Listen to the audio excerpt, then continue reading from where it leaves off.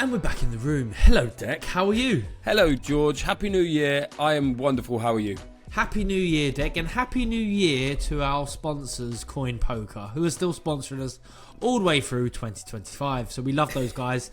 Been playing poker over Christmas, Dec. Have you been playing poker over Christmas? No, but if I was to play poker over Christmas, I would have done it with Coin Poker without a shadow of a doubt. Yeah, well, they are great. When you play online, it's much better than playing with family. So we had a family game of poker. You ain't got to speak to anyone. Well, it's just so slow, and there's so much. There's just so much deliberation. No one knows the rules. No people. You're trying to have a shove deck. You want to shove the whole lot in, all in. You're trying to go big, You're pushing a pull, and then you got your father-in-law arguing. You can't bet more than the pot. It's like, mate, we're playing Texas Hold'em, American rules. I've played it online. Please do not dispute the rules. He made me shove. I couldn't let me shove the whole pot. I had to shove, I don't know, like a fiver. Obviously got called. I had fucking 7 high. Got done. You got done. You got exposed. Yeah. Wouldn't happen online with Coin Poker, would it? No. Coin Poker. Coin Poker. Oh, he's got the hoodie on as well. Get him to send me some merch and some AG1. I haven't had my AG1 from you yet. Not that they sponsor us, but it's New Year, New Me time, isn't it? They did send us a little package, so they're going to get a shout out just for that. And I say we. It was It arrived with thee, and thee hasn't passed it on, which is a bit shit. But you need to make an effort to come and see me from time to time. I know. We've been away. We've been ducking and diving over Christmas and New Year's and whatnot. I actually was like, right, I'm going to start back in the gym this week because I've got running and whatnot to do this year. First session, done my back. I'm sitting here now like a fucking question mark. I've got to see the physio. So it's not good, man. It's a fucking bad start. But I am doing dry January, George. How do you feel about dry January? I like dry January. I tried to do it, fell off the wagon without meaning to. On we went to Monopoly life-size Monopoly on Tottenham Court Road. Took the kids. Nice. Not really the kids appropriate. I mean, it was quite hard. These escape room challenges were really hard. And afterwards, we ended up in shout out Franco Manca. Pizza joint. Bottle of wine was ordered. I didn't want to look like a kid, so I had a glass. Forgot it was in January. It's hard. Alas, we are shredding still. We're bringing back shreds. Yeah. So AG1 all the way through. You've done your back. Done my back, but I'm still trying to. Still trying to keep moving. You're on the booze, but I'm going for. Well, I'm actually going to try and do. I might try and do the whole Q1 dry, but definitely going to try January. But funny though, George, I mentioned it in the old group chat this week with the boys. A few of us doing dry January. A couple of them in there were absolutely horrified at the idea that anyone would do dry January. So listeners, if you're out there in my position and you've said I'm doing dry January and you're getting pelters for it and you're getting pulled, like, why would you bother with that? Stand strong. I'm with you. I'm getting the same in my ear. Why would you do that? Waste of time. I'm saying I'm giving it a go. And we're a week in? Fucking flying so far. Although my missus' mum asked me on New Year's Day at like 11 a.m. she fancied a glass of bubbles just to bring in the new year. 11 a.m. And I was like, no. That would have been the worst dry January attempt in history, I reckon. 11 a.m. on New Year's Day. So I managed Depends how dry that bubbles were. Was it like a Chardonnay or something? Was it? Yeah, it was like Schlur. No, but I swerved it and I'm still on the wagon. On the wagon. Very much so. You had to pie. You pied the mother-in-law. She's made a right effort with you. New year. She's trying to, and you went, nah. It's funny. Yeah, basically, yeah. I was going to say but also, speaking of pie, she's Scottish, right? And did you know this? I only learnt this year. Scottish people on New Year's Day traditionally have steak pie. It's like a New Year tradition. That's banging, isn't it? I love steak pie. It's great. It's are you aware of that? Yeah, at 11 a.m. Is there any Scottish listeners who do dry January? That's what I want to know. If they are, we want to hear from you, and we want to hear about your best steak pie that you can get, particularly London listeners. I need to know where to get a good one. Well, I'll tell you what, Dec. I'll tell you where I was today. Go right? on. But it will lead into, there was a lot of people in the room, a lot of boxing people in the room, all glued to their phone because they was watching someone who's definitely had a dry January. Well, two chaps who probably have, right? And they were dry down under. Of course, we're talking about Jai Opetaia. Yes. Our dear friend Jai. Jai. I'm never going to be able to say his name correctly ever again. No. Opetaia. Yeah. And Opetaia came out on top, didn't he? It came out on top of Tyre. On top of Tyre. down under. Yeah, so, against David Nyika, George. This was the late replacement. We know David Nyika. I think he won 2 Commonwealth golds when he was an amateur. Proper amateur standout. Turned over, he was 10-0. Got the call because the original opponent, Hussein Chinkara, got injured. Nyika came in. And a Wednesday in January, the 8th of January, is not your traditional. Who picked that date? I don't know. Interesting date. I think it was Mick Francis or Tasman Fighters. It was like a triple promotional threat. Tasman Fighters, which is Mick Francis and Jai's thing, and then there's obviously Matchroom, and then there's Gold Star, which is Spencer Brown. So it was 3 of them going at it, involved in this, and they came up with this date on the Gold Coast, where I was born. Actually, I was born in Brisbane. Do you know that fun fact? So they, I didn't get born in Swindon. No, I was born in Australia. I was born in Brisbane. But anyway, it was a fucking good fight. No, I think I was Monday's child. But that's beside the point, George. It was a good fight. You watched it at the press conference. Yep. 4-round tear up. It was a tear up for as long as it lasted, and then a chilling knockout. Nyika was down for 5 minutes maybe after that. It was more fuel to the fire that Jai Opetaia is the man at Cruiserweight. Yeah. Well, again, I haven't been able to watch it on my big, lovely, widescreen telly that I do like to watch the boxing on. And now DAZN is very easy. You don't even got to be tech savvy to watch it on the big telly, whereas before you did have to watch it on your smartphone or your laptop. So watch it on the phone. It looked like an all action affair, but I wasn't able to tell. Oh, is he going to burn out? Nika, is Opetaia going to get him? Is something going to happen? Is it not? And then, he goes down, he gets dropped, and it's a big right hook, isn't it? That sort of drops him 2 shots, so he left and then a right hook. He gets up real quick, Nyika, he tries to bounce up. He's like, oh shit, maybe a bit too quickly, because within, 30 seconds or whatever, the finish comes. Yeah, and he gets caught, and he's sort of, the ropes are keeping him up, and then Dry left nothing to chance, did he? He sort of went...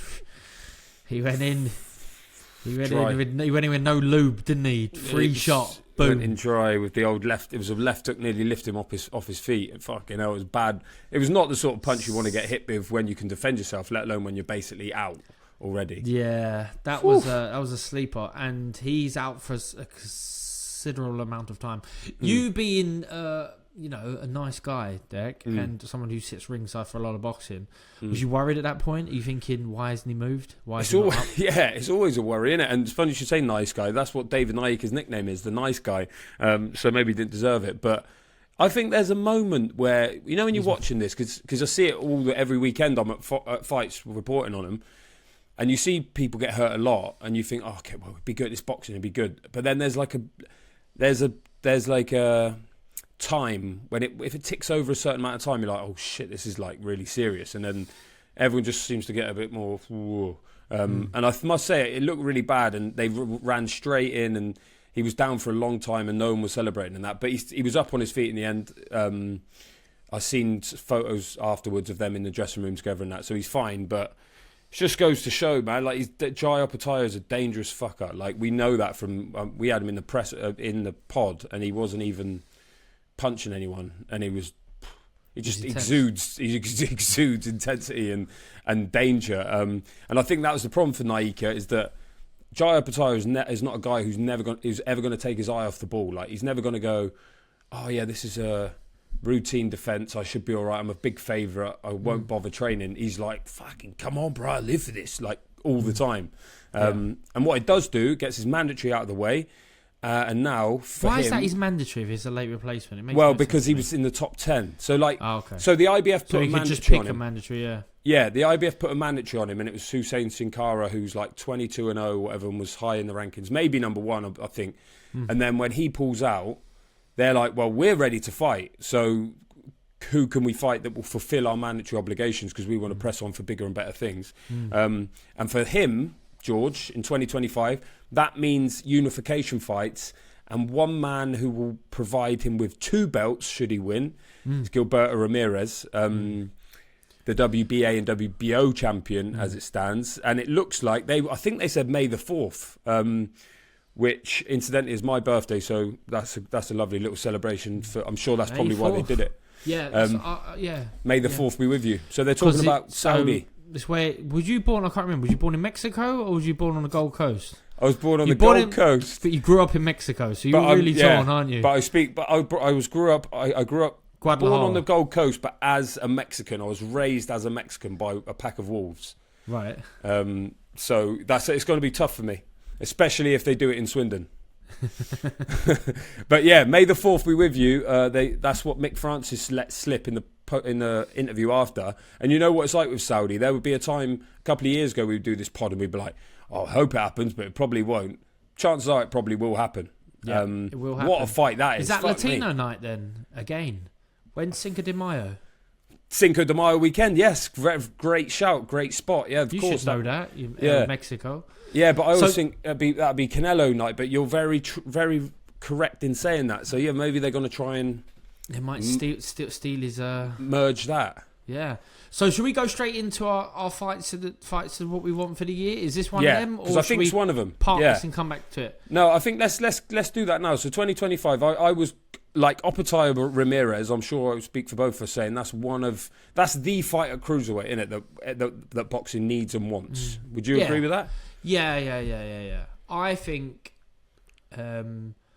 Cruiserweights, I'd like to see them two happen. It doesn't feel like these two have been on a big collision course, and it's like a must have fight like we've seen with a couple of other guys, like when we got Bivol Beterbiev happening again, and last year we had number 1, number 2 heavyweights, Fury Usyk. It doesn't feel like that to me, Dec, but it seems like the logical fight. It's a great fight. It's a fight that we know can get made now with the Riyadh season set up. So one little guy, he's not even that little, one big guy, sort of will say, how about me? What about me? Is the now elevated or reinstated WBC champion, Badou Jack, the Ripper. Badou Jack the Ripper. The Ripper. What did I call him? And he got the Reaper. The Reaper. The Grim Reaper.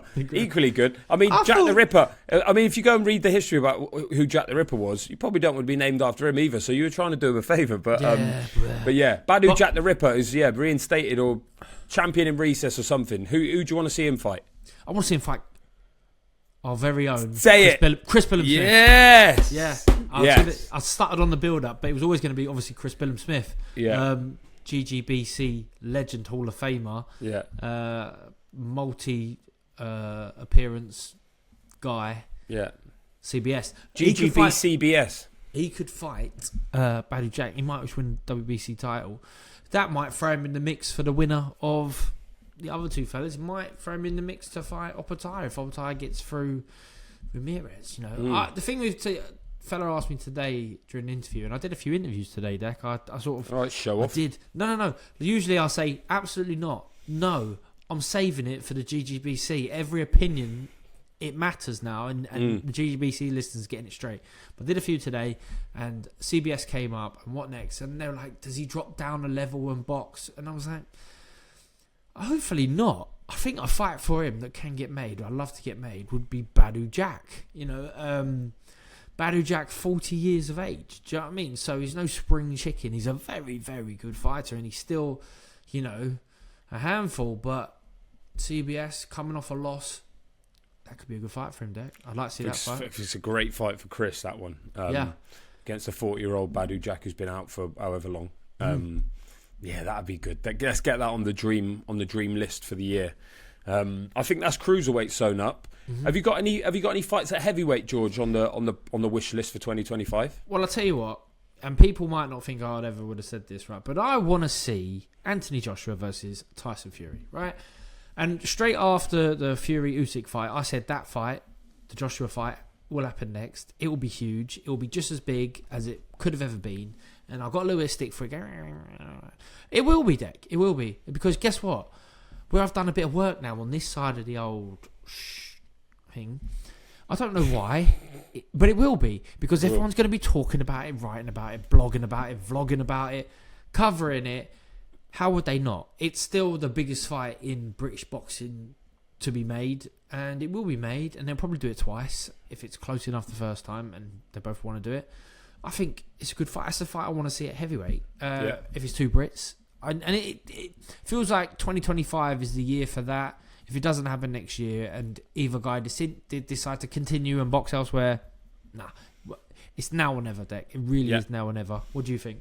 I agree. I think it's the only fight for either of them. I think they're both aware of that. I think everyone knows it, and I think we'll get it. I can't see any reason why. Like, there's nothing in the way of that fight nowadays. There would always be one sticking point, one is enough in a fight of that magnitude. But like Fury, if he wants to box again at all, he's not going to want to box in a non-super fight after what he's done in the last two. He's not in the business of dropping down. Joshua, similarly, I mean, I think Joshua would be able to, if he wanted to, he could. I see him being more like he could campaign again, so to speak, if he wanted to, but I'm pretty sure he won't want to. And imagine the difference in the money between a Fury fight and a fight against anyone else, like Bacoli's called him out this week, or whoever it might be. Even the winner of like Zhang and Cabello, like, yeah, it's a big fight and he'll get paid, but it's like really dangerous, and it's dangerous. He won't be able to have a non-dangerous fight. No. So what's the point? And imagine that it'll be at Wembley. Mm-hmm. It'll be unbelievable money for both of them, and there's so much on the line for them. I think it's the perfect storm. They've all earned plenty of money and they've had big nights, right? But what both fighters will want to do is say, I was the best British heavyweight of my era. You know, I was better than Tyson Fury, or I was better than Anthony Joshua. And boxing will rage on, and I'm sure people will still have split opinions if they did box. But if you box and you beat the guy, then you say, well, actually, now beat him. Otherwise, you'd be rumbling on like me and Digal, sound like two old pensioners going, well, I beat this fella and you beat that one, and I got you there and you faded, you were finished. No, if we just had one last fight, before it was up, we would have known, you know. And this feels better than, say, Khan Brook. I felt like Khan Brook. Yeah. It's not there yet, is it, this one? You know, them two fought, and obviously we had a winner, but you still couldn't really say who had the better career and who was the better fighter, because they were both of them were so past their best. Whereas I don't feel like that. You can't say that about Tyson Fury. He's just gave the best fighter of his era a run for his money. You know, Anthony Joshua, people before the Dubois fight, Eddie Hearn and loads of others are saying this is the best Anthony Joshua we've ever seen. So not for only one fight, or, you know, Fury's case, you know, two fights, but two close fights away from being the best version of themselves. Like, let's see it. Let's have it. Okay, well then, for me, Fury starts a massive favourite. For you, who do you think wins? I don't want to do that yet. Definitely don't want to do that yet, because I don't know how much damage the losses has done. You know, no one comes back well after a loss. I think Fury was out of shape, you know, so he's physically, he showed up as much as he could, but mentally might not quite been there. And who knows what trauma would have happened for Joshua after that blitzing that happened to him in the Dubois fight. And especially if he thought he was now back at his best, and then he just gets blown away. So I wouldn't want to pick a winner there, Dec. I want to give you a hard question. Go on. Right? If Alexander Usyk continues to box this year, which he certainly will do, there's no sounds coming out that he's not going to. Is there anyone out there who beats him?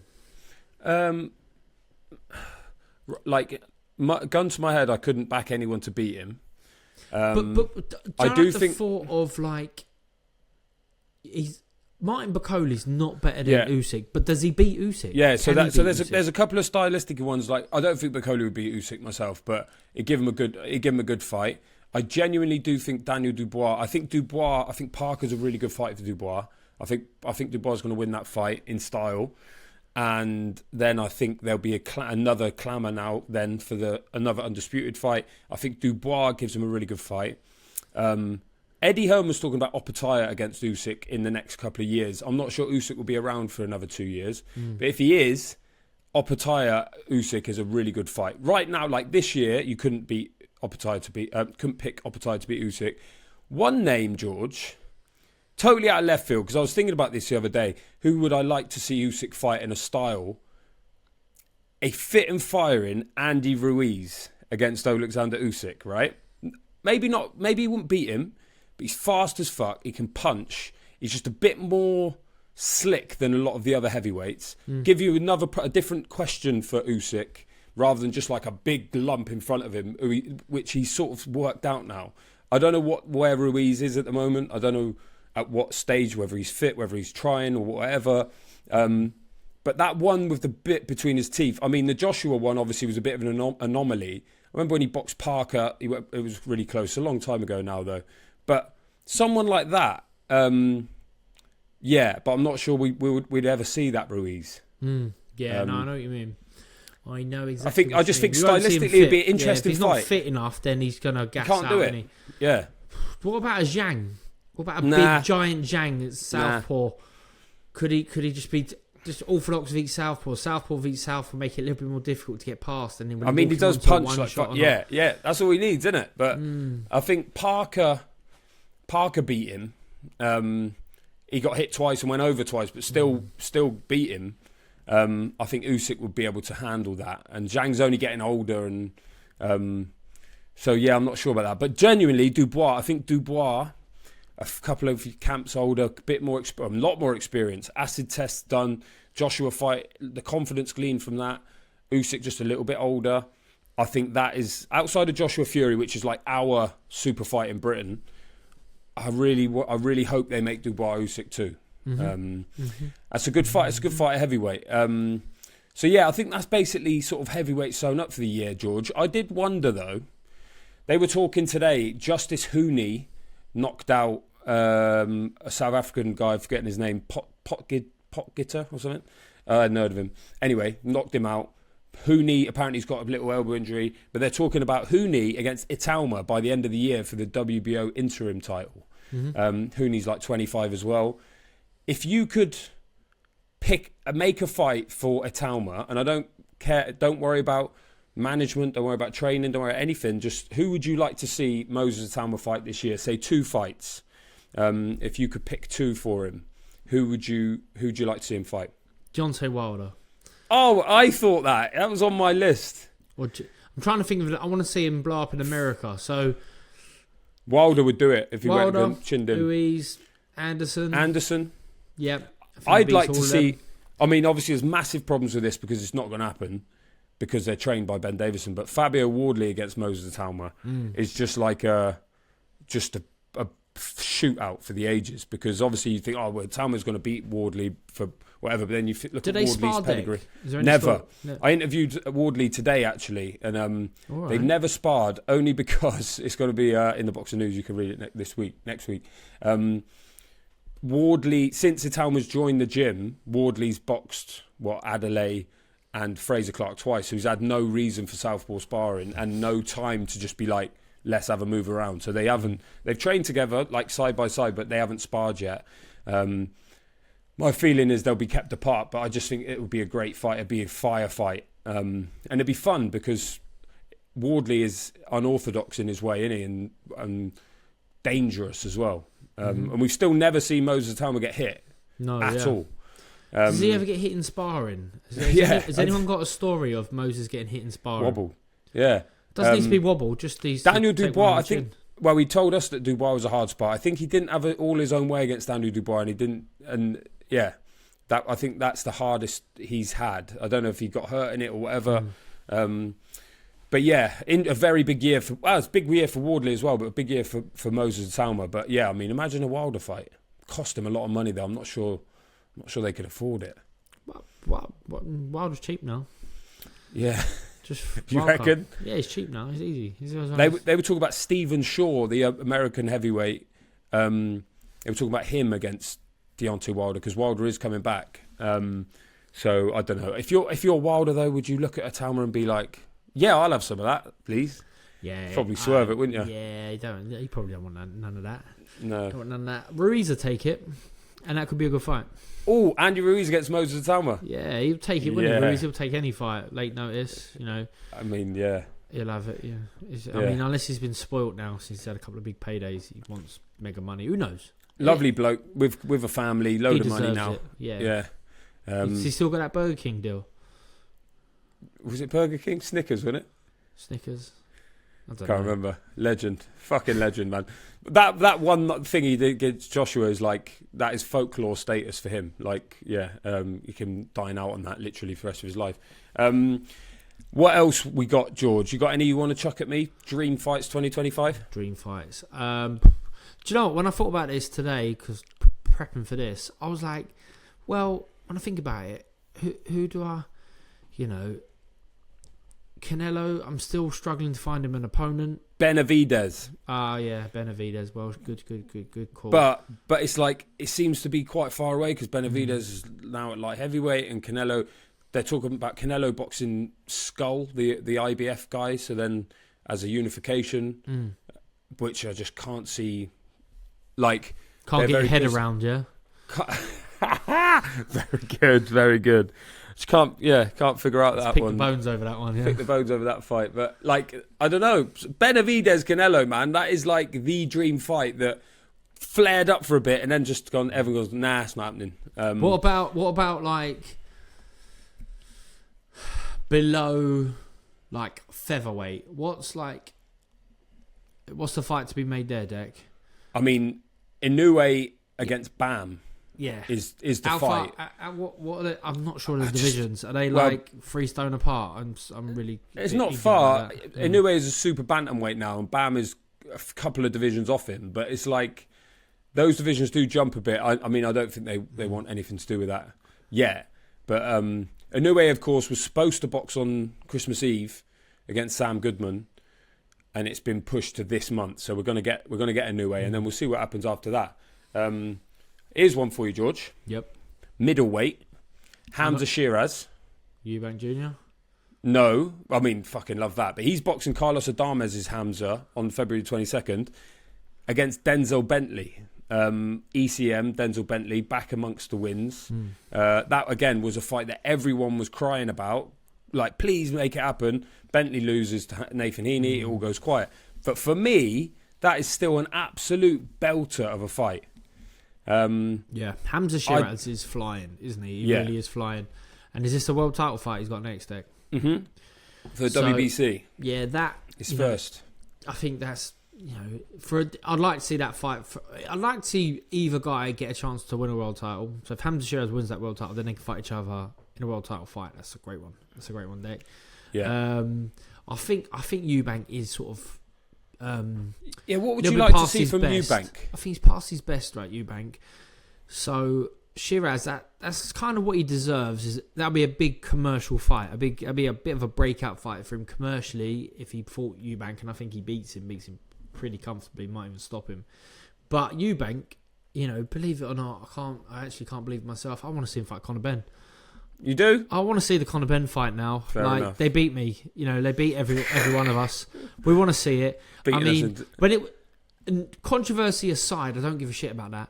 When it was first made, I was like, this is not right. They're 2 divisions apart. Like, it's a stretch at best. Why is Conor Benn, who seems to be flying, sort of going for these sort of fights when he's not pressing on for rankings and world titles? And Eubank, I was just like, mate, it's a bit of a liberty picking on this little fella. But now it's gone on so long. Eubank's been knocked out. He's come back. He's sort of been flat. He's not. Conor Benn's done nothing, has he? Really? He's had fights. I can't believe he's had fights. But who knows? Who saw him? No one. Nothing. And then he's been cleared to box by all accounts. He's totally good now. Why is that fight not made, Dec? Like, who's priced themselves out of it? Where's the stumbling block? And in this era, Dec, where fights get made, if a fight wants to happen, it gets made. This one ain't been made. Why, Dec? No, tell me why. I mean, I don't really know, because you're still seeing Eddie and Chris's manager having conversations on YouTube videos, and you think, fuck, we're that far away from it. No one's even talking behind the scenes. They're having to do it in front of a handheld camera. You think, fuck, man, like, what's going on here? I know there was talk of Conor Benn maybe fighting Mario Barrios for the WBC welterweight title, which is a great fight for him. Great opportunity to win a world title. Do you think he has to have a fight to get a ranking sort of thing? Not such a ranking, but well, I was just getting the rankings up. Or can he just go straight in? He's going straight in because it's like, let me tell you where he's in he's 4th in the with the IBF, Conor Benn. He's 2nd with the WBA, BA, 2nd with the WBC. and 7 with WBO. He ain't got to fight shit to rank. He's already there. Like, yeah. And in terms of the names in that division, I must say, Jin Sasaki, I really like him. Japanese puncher. He's 3. I'd love to see Jin Sasaki against Conor Benn. That is a fucking tear-up. That's a whiskey, isn't it? It's a little whiskey. No, that's... what are you thinking of? You're thinking of... No, Jin. Sasaki. It's like Jin Sasaki. Oh, you're thinking of Saki. Anyway. Okay. Anyway, just stop being Sasaki about it. But him against Conor Benn is a tear-up. But, yeah, you can understand why they'd be looking at the rankings and going, where are we going to make any money? Conor Benn will make us money because he's a big name. Rest of them, not so much. Although, in the IBF rankings, Lewis Crockett and Paddy Donovan, the 2 Irishmen, are 5 and 6, and they're fighting each other. The winner of that will be right up there with the IBF for a world title shot, and that's a great fight. We'll speak about that one a bit closer to the time. Dec, can I ask you this? Go on. A fella told me today that Gervonta Davis is talking about retiring. Yep. Have you read this? Have you heard this? Have you interviewed Gervonta Davis? Is this going to happen? No. He said that where this has come from is that he was asked... He's boxing Lamont Roach in... I can't remember what date it was because it was supposed to be one date and it's moved now. And he was basically asked, will you fight Shakur Stevenson or whatever? And he's like, no, nobody cares about him. He don't fight going forwards, blah, blah, blah. And he was basically outlined his plan to retire. He said he was going to have like a couple of fights. He's not retiring yet, but he basically said I think he said he's got 2 more left. And Stevenson won't be one of them. And it doesn't surprise me really because he's kind of had a strange career. You don't really see much of him. And then he pops up and has a fight. He's never... I don't know. I'm not sure if he loves it. I'm not sure. He's doing it since he was like 4. But he sounded very sincere about that. It wasn't like a Mayweather, I'm going to retire. It sounded like he's been thinking about it. Yeah. Which would be a shame, wouldn't it? Because him against Shakur was one of my dream fights for this year. For this year, yeah. Well, it ain't happening, is it? It might never see it, but it sounds like we're not going to see it this year. Yeah. Yeah, I mean, Gervonta Davis, you watch him and you think... he's brilliant, punches hard, but he doesn't have a lot of activity. Like, doesn't throw a lot of punches. He's not very big, and you think, no. Can someone beat him? Can he be there to be beat? Like, but no one seems to be able to do it. When they get in with him, no. he does the job on them. He does the job on them. That's March the 1st. That March the 1st is that fight. Lamont Roach is coming up from Super Feather. I believe it's his first fight actually. At lightweight, he ain't winning that. It's always been one of them with Davis. He's often had fights where you just really don't see him losing. I don't know if it's because he's really good or whether because the opposition is never the one. He's never like Shakur Stevenson or Lomachenko or whatever. So yeah, I mean, I wouldn't be surprised if he did retire after a couple more fights. Which would be a shame. It'd be a shame. It'd be a shame. He's 30-0 now, and he's Do you think he's a Hall of Famer based on what he's done so far? Yeah. I mean, how many... Yeah, I haven't got his record up. So I'd have to go through and think who's his big standout wins, you know. How many Leo Santa Cruz stopped him. Yeah, stopped Santa Cruz. Santa Cruz moved up, hadn't he, to... yeah, I think he's got to be a Hall of Famer. He feels like he's in and amongst it, isn't he? I think anyone who's in with a shout for being in a pound for pound, you know, in any time period, will end up being a Hall of Famer. How can you not, you know? And if he was going to do a top 10, Gervonta Davis is in your top 10 somewhere, isn't he? He might not make top 5, but he'll be in top 10. Depends. It is, you know, you blow hot and cold when you come off a big win. You might creep up the rankings. But yeah, he's a Hall of Fame. He's a Hall of Fame. I don't know why you're giving him so much grief, mate. I'm not what you talking about.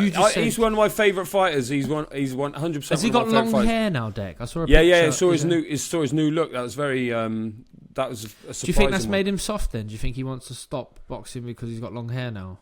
Well, you get long hair and you go... I don't think that's how it works. Traditionally, the longer your hair is, the harder you are, if you're thinking of like Samson. And exactly. But at the same time, and I think, you know, when I was boxing, I used to shave my head. I was probably much harder back then. Now my hair's getting longer and I feel like quiffing it back and that. And maybe I'm softer. And I just thought maybe there is a phenomena to it, you know. Long hair. Don't care. The desire, exactly. The desire to hurt people, don't care. No, I I disagree completely. I think he'll be very good against Lamont Roach. His last fight was in June, and then before that it was Ryan Garcia. So he's actually only boxed Frank Martin in the last nearly 2 years. But that Jose Pedraza fight, the one where he won the world title for the first time, his first ever 12-rounder, that was 2017. This month in 2017. That's a long time ago, man. I was there that night. That must have been Badou Jack against James DeGale. It was at the Barclays. So since then, he's boxed 1, 2, 3, 4, 5, 6, 7, 8, 9, 10, 11, 12. So like 13 world title fights. This would be his 14th one. Oh, He's been at it. He's been at it a long time. He's getting one of them rings. He's getting one of them Hall of Fame rings, mate. He's in. Canastota ones. Okay, what about at welterweight? So we've spoken about Conor Benn and maybe Mario Barrios. I like Jaron Ennis against Teofimo Lopez. Yep. Teofimo Lopez, if he moved up from 140. They're talking about Lopez Matias, I think. But you imagine Jaron Ennis against Teofimo Lopez. That'd be a good fight, wouldn't it? That'd be fun.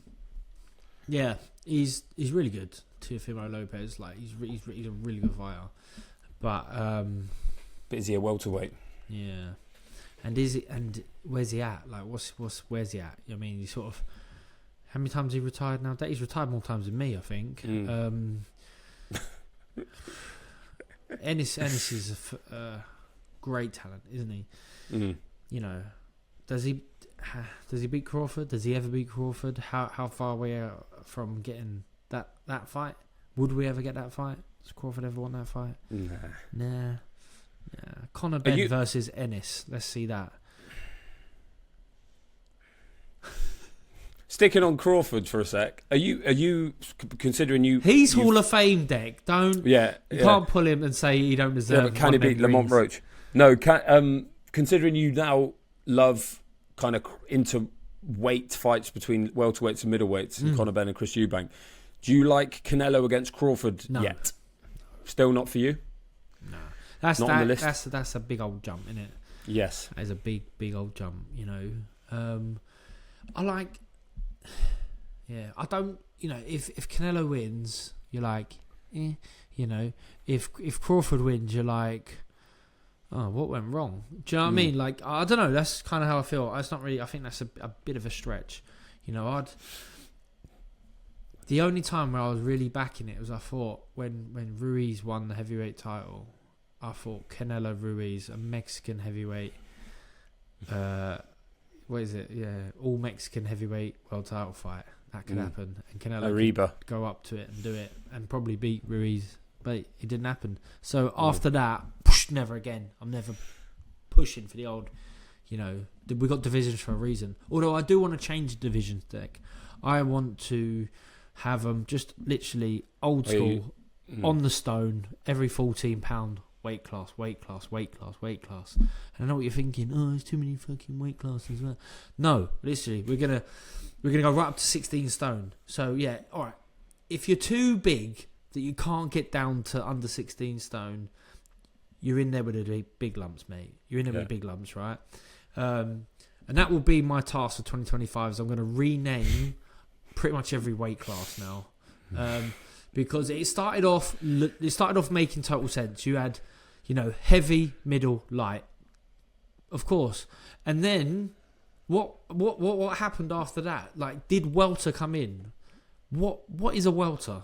That's like a sea creature in it or something. I don't know. No, you're thinking of a whelk. Yeah. Is it a type of chicken? I know a bantam's a chicken. What is a welter? And like then there was stuff like, oh well, what's light? I don't know, a feather, straw, a cruiser. Well, is cruiser a boat? Fair, is that named after a boat, literally, or is the cruiser named after something else in particular? I don't know. I'm gonna rename the weight divisions. Sorry, the little guys are not getting you can't go up 2.5 pounds and win another world title. You've got to go up a whole stone. Probably start about 8 stone. If you're up, maybe 7, I can't remember. I've done the maths. But I think I ended up with about 12 categories. Haven't you got enough on your plate already? Super middleweight don't move. Oh, there's a surprise. Super middleweight, 12 stone. Yeah, 12 stone dead, boom. But light heavyweight is now £1 pound. 13 stone. No, boom, straight up 13 stone. Yeah. Cruiserweight, 14 stones, about the same. Then you got your bridgeweight 16. They might be saying cruise. What's 15? What's in between a cruise and a bridge? A cruise and a bridge in between is about 6 foot. Like normally. a moat or something. It's like a lock. Oh, this is terrible. Can I tell you this? This ain't gonna make the A edit. definition of a welter is a state of wild disorder and turmoil, a chaotic mass or jumble, a bewildering welter of data, which I think is exactly what you've just described of your new weight plan. But because you have got a busy year, George, because now obviously as a podcaster, a broadcaster, a husband and a father, and that's not to I'm Lucas, not paying you alimony. but you're also a manager and a trainer now, of course, of Lucas Rohrig. And for the first time today, George, you were on the top table, not as a fighter, but as a manager and trainer of Lucas with Ben Shalom and Andy Scott, because Lucas' second fight after his big debut victory in December is on that Wembley card, which is topped by Adam Azim against Sergei Lipinet. So that's a big old coup getting Lucas on there, George. Excited about that? Yeah, really excited, Dec. Really, really excited. So, off the back of his debut in the middle of December at the world famous Harrow Leisure Centre, which is his hometown. No, it's not far, stone's throw from the venue. Put in a great display. Got everyone's pulses risen a little bit, but eyebrows raised. Like, right, okay, let's have a little look-sees here. And then obviously I'm campaigning hard for him, and we got him on this next bill with Sky and Boxer, February 1st at the Wembley Arena, which with me being a former Del Youth Amateur Boxing Club member, fighter, also Lucas Rohrig, also Adam Azim spent a little bit of time there. So yeah, we're keeping it within. Did Sergei Lipinet? Nah, he wasn't. He wanted to come down, and we said no. Didn't have a card. Fuck off. We said not. So good no keep fitters here. No keep fitters. Exactly that. We don't. Yeah, none of the sausage mob. We sent them down the road. Sausage mob. That's what we should call them. Sausage mob. Limpnits. Yeah. Lipinet. Yeah. You limp off somewhere else. You fucking. Right. It's interesting because obviously Rohrig is a cruiserweight. Yeah. As is Jai Opetaia, is basically his best mate and sparring partner. Yep. But also on the undercard is Vidal Riley against Isaac Chamberlain, 2 ECMs. It's an ECM derby at cruiserweight, which in the history of this club, not only do we love an ECM derby, but we fucking love a cruiserweight. Yeah. So for those two to be there for the English title, a good yardstick, because presumably, George, based on how quickly you're moving him, English title for Lucas is not going to be that far away. You would Nah, exactly. He's round the corner. I think he's going to win a British title within, 18 months to 2 years of turning professional. So yeah, in the next 17 months potentially win a British title, which is above English title standings. He'll be a world champion within 4 years. Providing no injuries, and he'll be ready to win a world title in 4 years, whether we get the opportunity to. That's kind of, and that is the basis that I will say to any pro turning over. I'll be like, look, right, you want to be a championship level fighter within 2 years. That's the way to do it. And within 2 years. So yeah. 2 years. I think I won the Commonwealth title in April 2010, and I made my debut at the end of 2008. So it was about 18 months I got there, and then defended at the end of the year, and then a year the following May I was fighting James Segal for the British. So that was 2.5 years as a pro. Once you're at that sort of 12-round championship level, you can't box 6 times a year, so you have to factor that in as well, because the camps are longer, the fights are harder, and they cost more money to get made, etc., etc. But he's got this one, and we'd like to keep him super busy. But we're going to try and get some sparring in with either of those guys. Spoiler alert: it hasn't happened yet. We might be sparring Chamberlain this week. Ooh. So. So I reached out to him. He said he'd love to get some sparring. Saw him today, but didn't have a good chat with him because that's with Bobby Mills, isn't it? In Brixton they train. Not anymore, Dec. Oh, exclusive. Who's his trainer? Little fella from. Little fella. No, I've done him with the injustice. He's not that small. I meant little as in his profile, as in like he's trained a couple of world champions. Quite a few world champions, All right. And he's trained one of the best fighters to ever come out of Britain. You? Yeah. Shane McGuigan? No. Adam Booth? Yeah. Yes. So yeah, okay. That's an exclusive chamber. I think that's not. I think that's public knowledge. I might be wrong. It might be I might be totally wrong. I might be on hitting here the listeners with the good shit. Okay, that's interesting. Yeah. So yeah. What? So you'll be down there with Adam?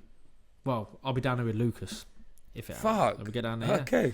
So yeah, that should be good. Mate, how funny how life turns out. Speaking of Lucas, remember when we had him on the pod? Yeah. You appealed for ideas for his walk-on music. Obviously, he did all of the lights out. Yep. Well, Tino, which is at Cino21986, said on Twitter, it's going to be my era. For George's Fighter, Flashing Lights by Chase and Status, which is a banger. I think, to be fair, it goes on a bit, doesn't it? It takes a bit of time to get going, but great suggestion, Tino. And anyone else got any? I mean, Flashing Lights, which is what you get, presumably, when Lucas punches you in the face. Yep. So it's very appropriate, that one. So thanks for that. Keeping suggestions coming in. I was going to say on Twitter, neither of us really on Twitter anymore. Instagram, though, hit us. TikTok. I got TikTok recently, George, right? Did you go I wanted to bring this up. No. Can you remember Wayne Elcock? Of course. Matt? Yeah, remember Wayne Elcock boxed Arthur Abraham for the IBF, beat Howard Eastman, He has got a TikTok account, right? And he owns a shop in, I think it's Solihull, and he's got this mad following on TikTok because he does these videos where people go like this. The person on the camera goes up and he's like, "Mad dog, I got 500 quid. Can you get me some new sparring gear?" And then he's like, "What weight are you?" So like, tells him a weight, walks around the shop, shows him all the stuff. It is fucking brilliant. And you look at the comments, it is like he's got a dedicated following. So Mad Dog, Wayne Elcock, the TikTok account of dreams. If you're on TikTok, go and check out Wayne Elcock's Mate, TikTok, let's get him on the pod. Let's get Wayne Elcock on the pod. Wayne Elcock on the pod. Well, because he had a mad story. Headphones or mics or something we can get our hands on. No, his shop looks fucking unbelievable. Like he's got Reyes stuff, he's got groin guards, head guard, gloves, all weights, all the boots, all the gear. It's funny though because people like the person will go up and they'll be like, "Mad dog, I got 40 quid for can you have a new pair of gloves?" He's like, 40 quid? Like, oh, but you're supposed to be defending yourself. You're supposed to be investing in yourself. What are you doing buying £40 gloves? No, but if you come back with 80 quid, then we'll sort you out. It's really good. It's top tier content. So I think we need him on the pod. Mad Dog is my social media hero of the year so far. Yeah. Any other dream guests for 2025? Here's one. Totally left field, because we want Ray Winston. Danny Dyer, right? I don't even know if he likes boxing. Surely he likes boxing. I bet he's at Repton.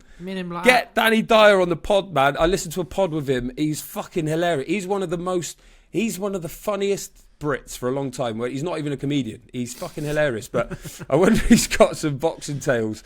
He's one. Me and him were on Soccer AM back in the day. Oh, that's amazing. Together promoting the rematch with the Frog.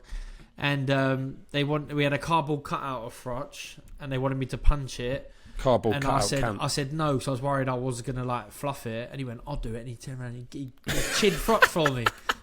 Go and find it on YouTube. Let's get Danny Dyer on the pod. And from a boxing sense, George, I really want to get Chris Eubank Jr. on. Want to get Conor Benn on. Yep. Want to get. I'd love to get Tyson Fury and Anthony Joshua. They're always the two, but it hasn't happened yet, has it? Nope, not yet. Who would you want on the boxing side? Right. So, who do I want to get? Other than Wayne Elcock. Wayne Elcock, definitely. I want some vintage guests. I'm trying to think who. I want Naz. Do you reckon we get Naz this year? Let's try it. I'll tell you who we could get. Who would be good is his son as well, Adam. Who's obviously a pro. He moved out of the lovely house in Virginia Water. Like his dad obviously made load of money. Didn't have to fight the son, either of them.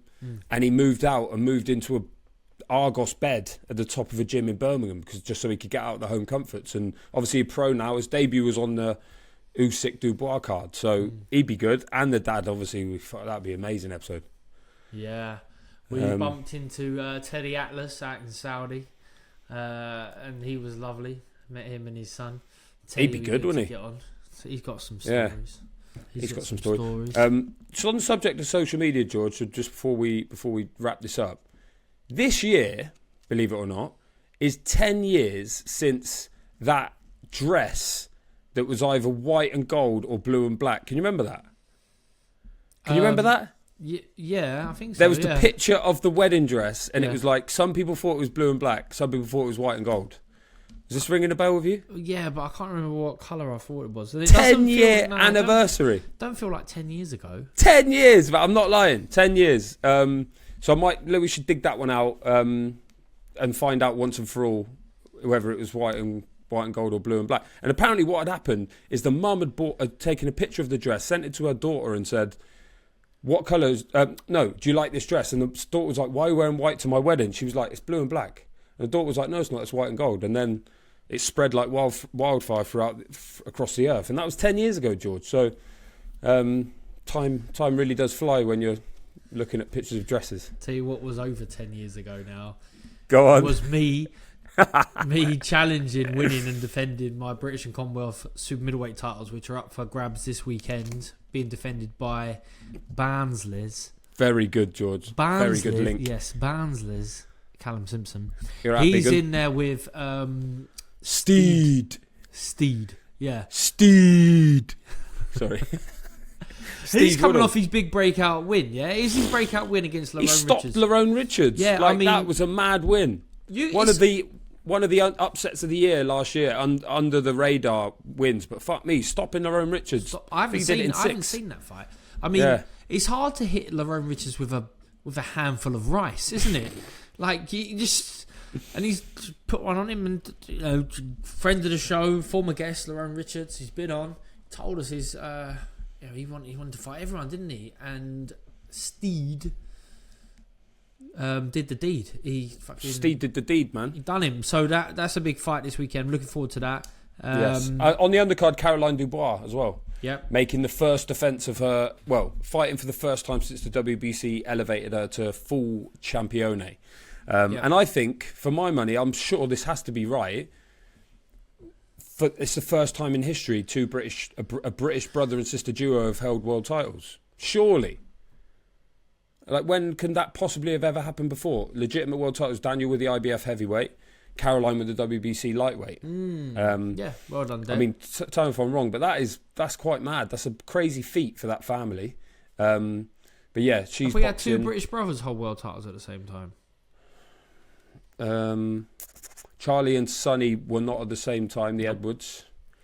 Trying to think of it. None of the Smith brothers were world champions at the same time. No. Liam was a bit earlier than Callum. Stephen and Paul didn't do it. Good question. We'll look at... I'm pretty sure that's never happened to Lee and Andrew Selby. No, Lee was champion, but Andrew wasn't. Great question. But brother and sister duo, certainly not.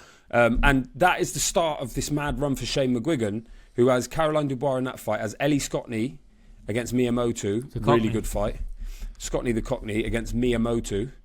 Mia Mortal, I like to call her. And then Adam Azim against Lipinets, which we discussed. So he's got a busy old 6-week spell, as always, for Shane McGuigan. And it starts in Sheffield this weekend. Yeah, Sheffield this weekend. He'll want to start. Are you going? No, I'm not going this weekend. But I'll be at Wembley, Dec. Are you going to Sheffield this weekend? No. Why? I'm working from home. I'm not going up there. I'll tell you why I'm not there Saturday.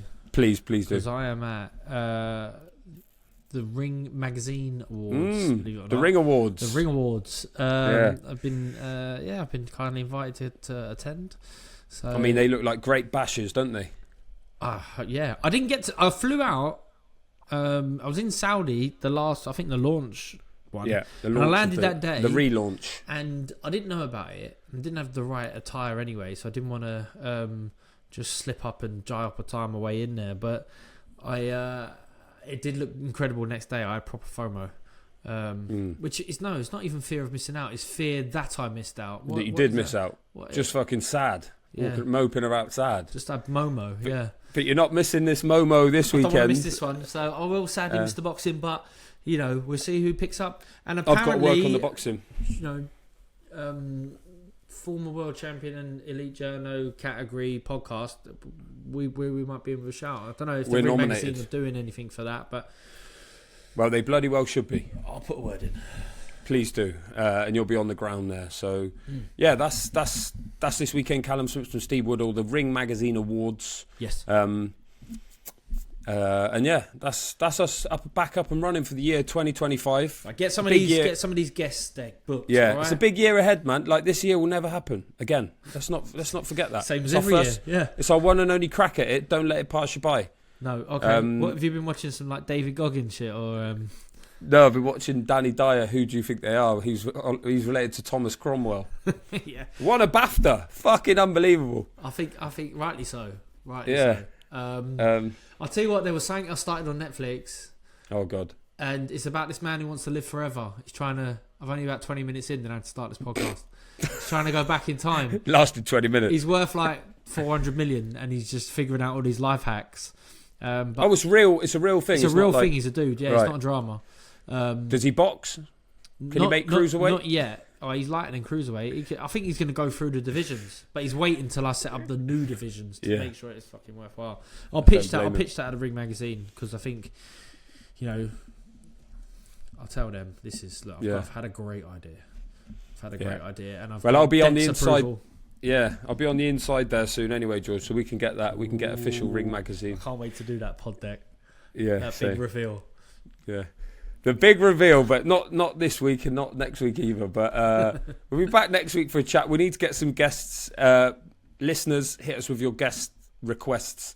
We're normally pretty good at sewing things up. There's loads on the list for the year. And let us know what your dream fights are. If we've missed any, yeah, please do. Let us know your dream fights. I'm sure we missed a stonker somewhere. As the age-old saying goes, whatever happens to be said on GGBC is on GG. I think that was written in the Bible, actually. Yeah, Genesis. And that was all will be revealed. Anyway, well, have a lovely time at the Ring Awards, George. Go and do your thing. Good luck in all the nominations that you must be up for. Thanks, man. Otherwise, why would they invite you? Exactly. So, yeah, hopefully bring a few gongs back for next week. Yeah, Gong. And I'll see you next one, George. Yeah, I'm gong. I'm gong. Keep it dry. Yes. Ciao, Dec. Bye.